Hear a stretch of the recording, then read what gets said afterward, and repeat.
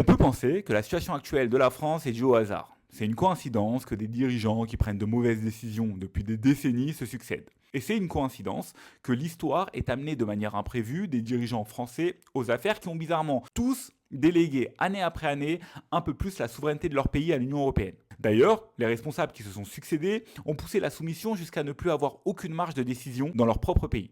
Et on peut croire que le fait que ça ait duré des décennies soit un accident, alors que toutes les décisions qui ont été prises ont bizarrement toutes convergé vers la même direction. Ou alors on peut penser qu'il y avait un plan mondialiste d'interconnexion entre les États, un plan ayant pour objectif un gouvernement mondial, un gouvernement qui aurait une finalité plus ou moins claire, mais en aucun cas une finalité qui aurait été dans l'intérêt du plus grand nombre. Et si on continue dans cette réflexion complotiste, alors pour mettre à exécution ce plan mondialiste, il aurait fallu des personnes ou un groupe de personnes bercées dans la culture du secret, mais qui auraient en même temps des postes importants.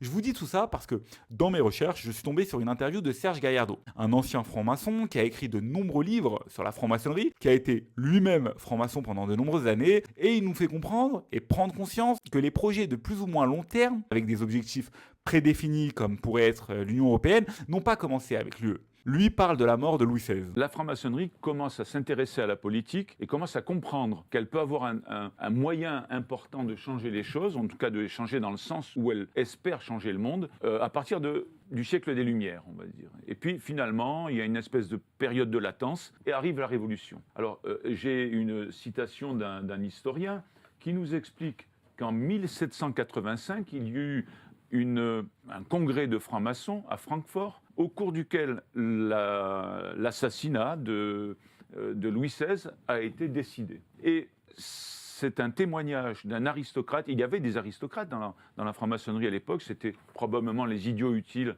du mouvement, puisqu'ils ont été pour la plupart décapités par la suite. Et c'est le comte de Virieu qui témoigne et qui revient effaré de ce congrès et qui dit à la personne à laquelle il s'adresse que les choses, alors je le cite de mémoire, les choses sont si bien ourdies qu'il sera quasiment impossible à l'Église et à la monarchie d'en réchapper.